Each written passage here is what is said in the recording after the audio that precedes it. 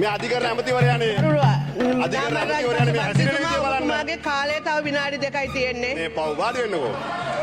අනේ වාඩි වෙන්නකෝ. හරි වාඩි වෙන්න. බොහොම හොඳයි. බොහොම ස්තුතියි. විනාඩි 2යි කාලය තියෙන්නේ. Thank you. ගරු අනේ කවුද බොරු කියලා බලයට ආවේ?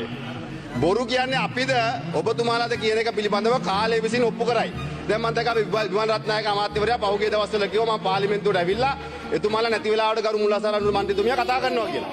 ඉතින් මම එන්නේ පාර්ලිමේන්තුවෙන් දෙන වෙලාවට. ඉස්සර වගේ නෙවෙයි. ඔබතුමාලා දවල්ට කාලා දැන් ගෙදර යනවා. ඉතින් මගේ කතාව හම්බෙන්නේ කෑමෙන් පස්සේ. දැන් අද ඇමතුමා අදත් නැහැ. ඉතින් දවල්ට කාලා ගෙදර ගිහිල්ලා මං කට්ටිය නැතිලට වෙලා කතා කරනවලු. ඉතින් එහෙමනම් එක්ක මට පාර්ලිමේන්තුවේ කැන්ටිමේ මේසෙක ලග්ගලා කතා කරන්න. එතකොට 159 මේ ඉන්නවා. එහෙම නැත්නම් 159 අතිගරු ජනාධිපතිතුමා ඉන්න වෙලාවක් කියන මං එහෙලා කතා කරන්න. ඒ හින්දා ඔබතුමාලාගේ නොහැකියාව වහගන්න මේ රටේ ජනතාවගේ පිට බරපතවලා දේශපාලඥයන්ට ඇඟිල්ල දික් කළා හරියන්නේ නැහැ.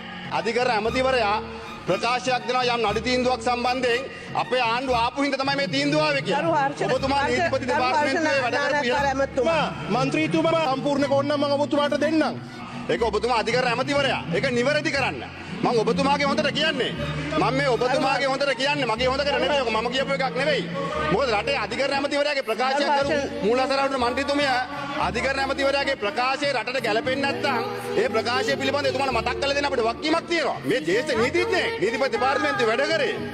අධිකරණයෙන් ජීවත් වුණේ. එහෙම කෙනෙක් කරු විනිශ්චයකාරවරුන් පිළිබඳව යම් ප්‍රකාශයක් දේශපාලනික වශයෙන් අපිට හැංගෙනවා නම් ඒක කියන්න අපිට අයිතියක් තියෙනවා. ඒ වගේම